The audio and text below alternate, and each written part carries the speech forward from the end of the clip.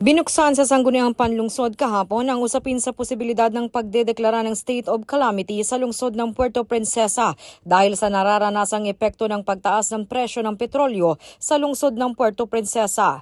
Sa Privilege Hour, sinabi ni City Councilor Elgin Damasco na panahon na upang tugunan ang lumalala pang sitwasyon dahil wala pa rin kasiguraduhan ang patuloy na pagbaba ng presyo o rollback sa petrolyo dahil hindi pa tapos ang sigalot sa Middle East. Hindi na po ito simpleng suliranin ng merkado. Ito po isang krisis na direktang tumatama sa ating mga sektor, lalo na sa public transport sector, mga multi-cab, jeepney, tricycle, van at bus operators na siyang nagsisilbing ugat ng ating lokal na ekonomiya at pangunahing daluyan ng ating mga mamamayan sa araw-araw.